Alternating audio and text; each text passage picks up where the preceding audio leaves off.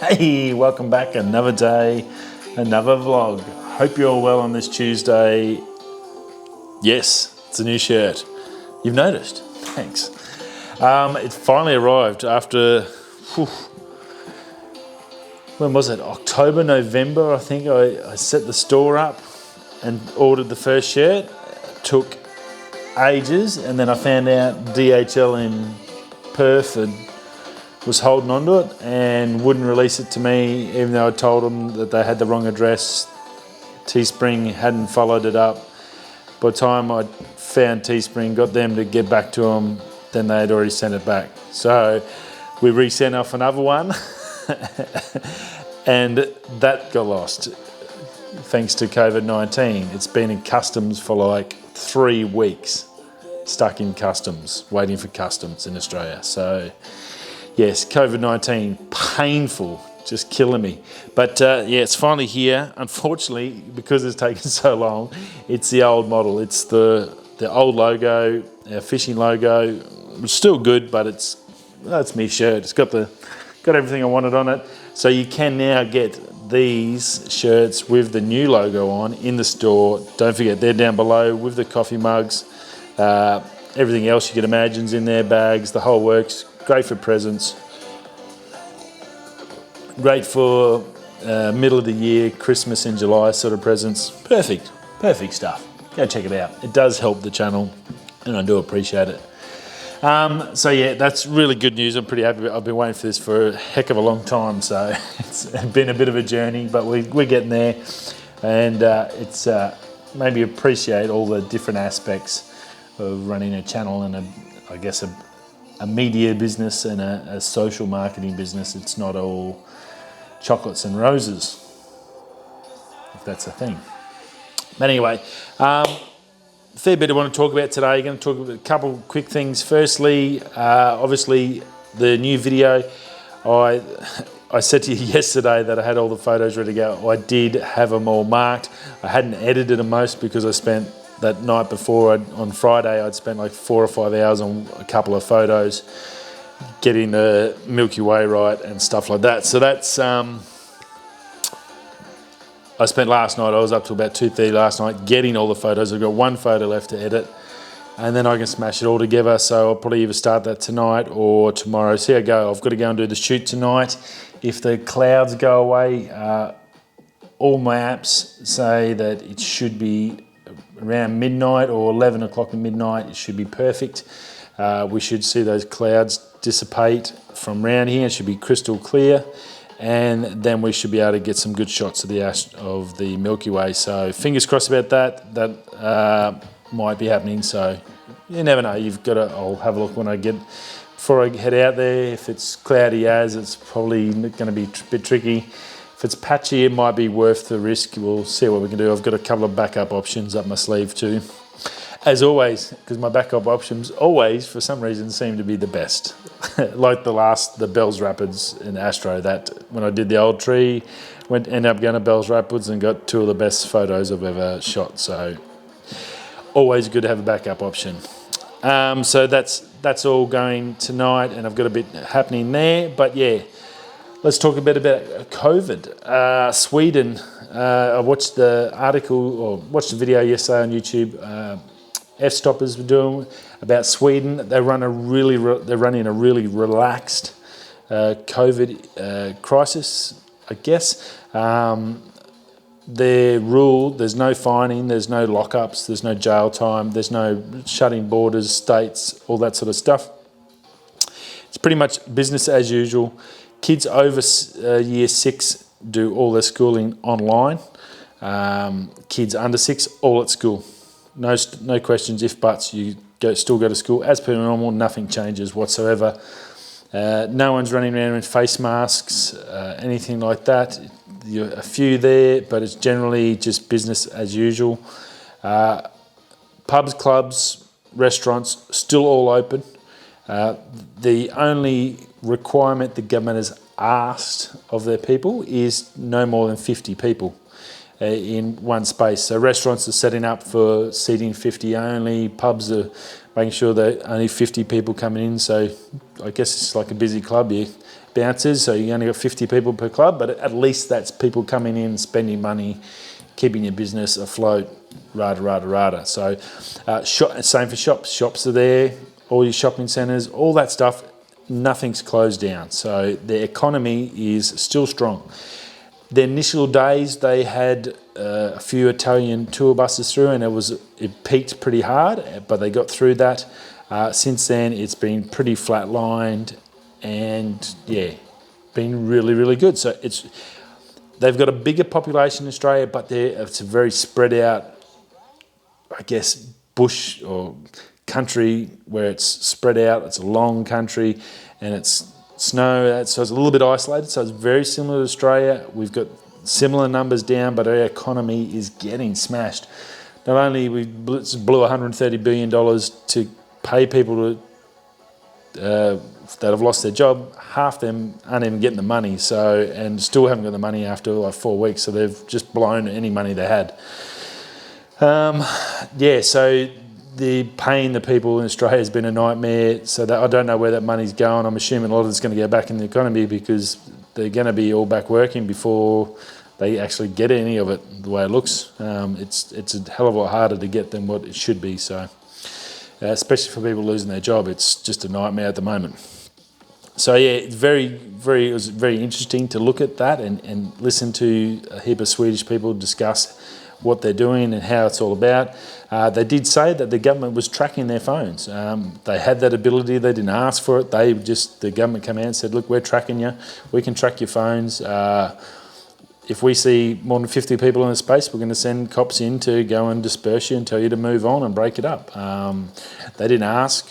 They didn't need an app. They just said, we can already do it. And I'm assuming if they can do it, then our government can do it. They should be just doing that anyway.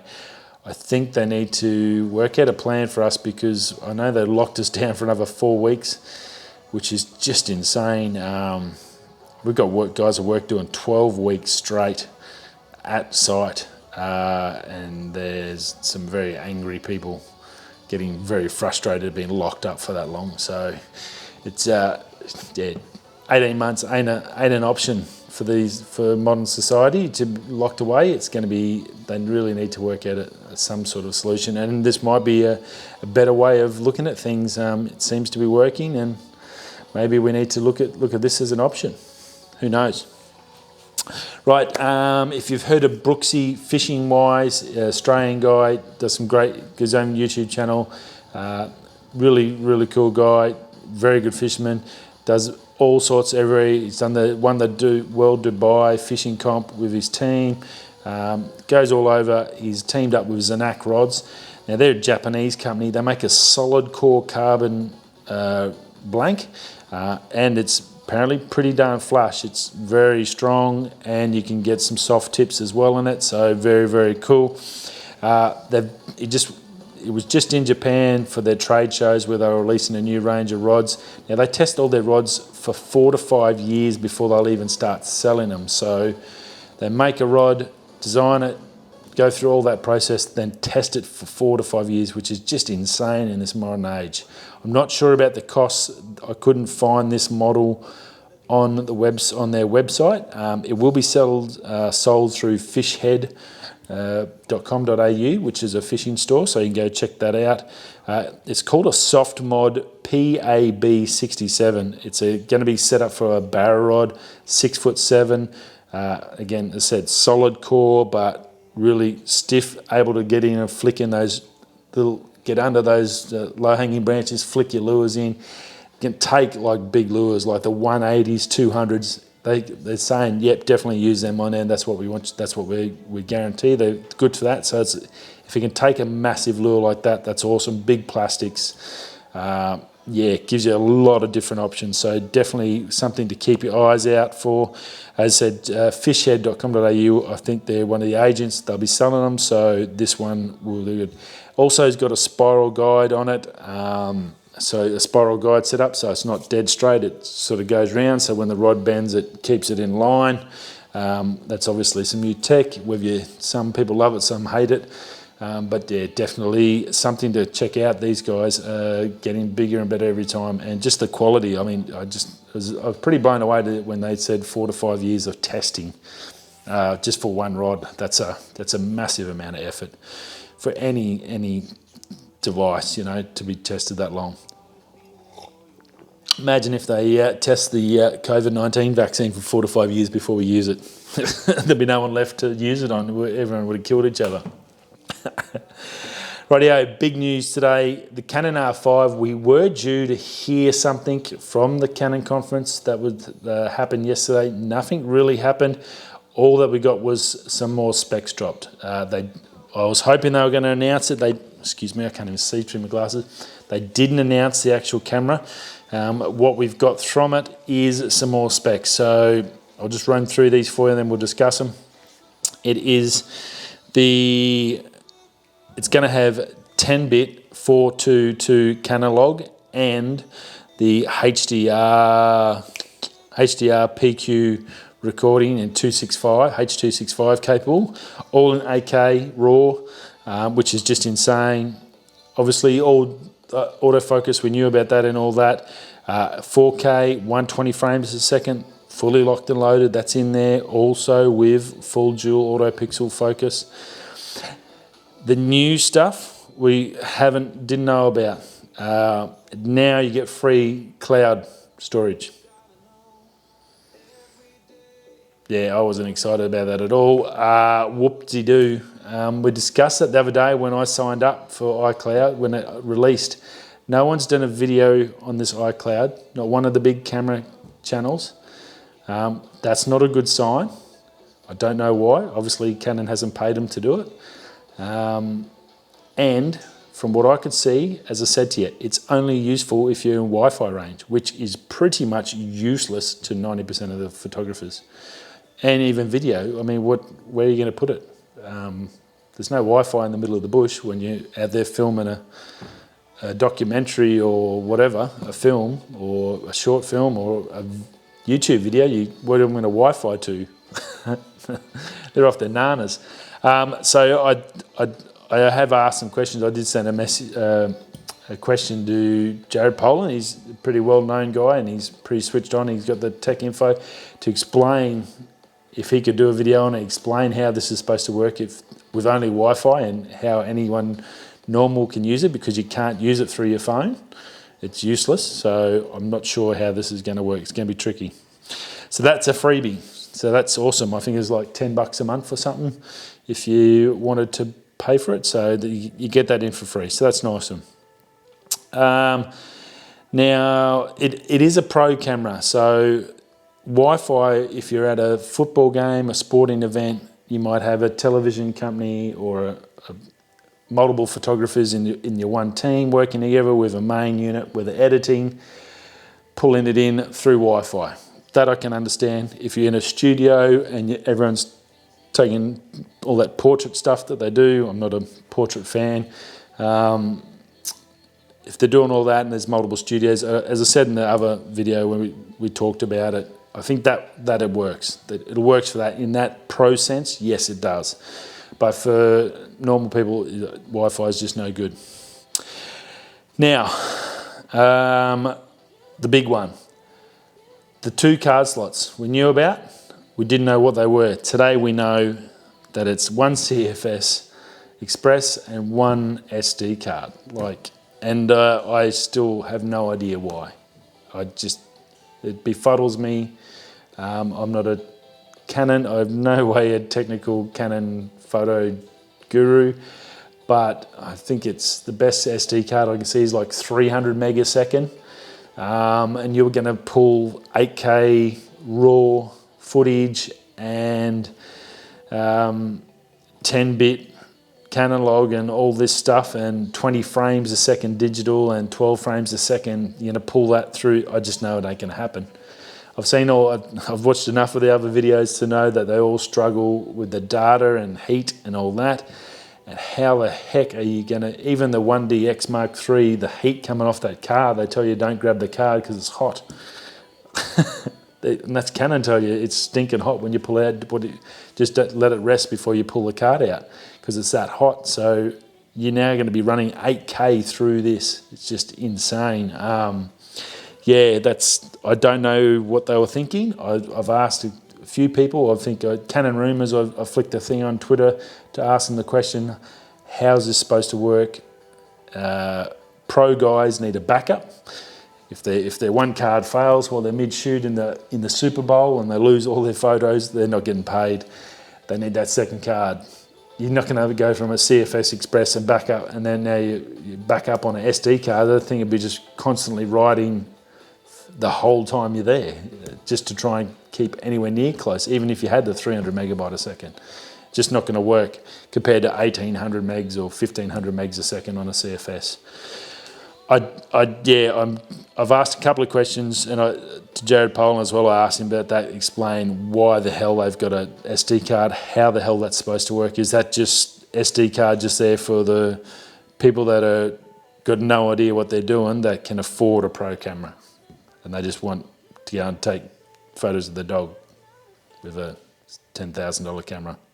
I'm assuming, that's all I can assume, so it's a very, very tricky one. Now, adding on to that, the other thing, Canon Rumours dropped out. They went through the specs that we do know, and it's DCI footage of 8,192 by 4320. You do the calculations, come back, the pixel heights and all that. It's a 45 megapixel sensor, so it's going to come definitely up against the Sonys with those landscape photographers. That 45 megapixels, about the range of the Canon, I think of the A7 II R2, or I think it is. So I think that's the 45 megapixels, something like that. So it's going to be fantastic for landscape photography in that regards. Again, you start stacking multiple of them up. You're doing bracketing and maybe 20 on a big panorama. Ooh, I've got, I think that one I did was 800 megapixels on my M50, was like 31 shots bracketed. Now you put them at 45 megapixels, that's 450, that's nearly 2 gig straight away there just in photos, and that's only 30 photos. So yeah, that's, the SD card is not going to cope, I don't think. I really think that's the biggest downside. Now, one of the boys did talk about that maybe the HDMI slot is, I think it was the DP reviewers, the HDMI slot may be possible to run a SSD drive or SSD storage drive straight in there and use that as your storage. So the cards are just purely there for backup, and you can run it directly straight to like a Samsung T5 or T7 directly into there. So you got 2 terabyte, you can just go bang, bang, bang, bang, and all this is obsolete. That would be fantastic, and I'm sure as soon as that comes out, they'll get all these brackets made from your small rigs and UU rigs and all that to fit that SSD, because that will solve the solution. I think SSD is definitely the way to go for cameras anyway, because of 8K and stuff like that. But yeah, I'm just 45 megapixel, that's awesome for landscape. I think that's as big as you need to go without a doubt, for that covers everything then. How that'll go for low light performance, I do really like the fact that it's 10-bit. That's going to give it a good color in it. And then cost, no mention of cost. There's been rumours thrown out of 3,500 US, 3,990, around about the 4 grand. 4 grand seems to be 3,500 to 4,000 US dollars. I think the 1DX3 6.5, so that's the top of the range. So that's 2.5 grand cheaper than their flagship, and it's going to be better than their flagship, depending on the body. The body's basically an R, so it doesn't have that built-in strength and rigidity. So that's about the only difference in it. I can't see 2.5 grand in there for these features in there. This thing is going to get sold super quick at that price.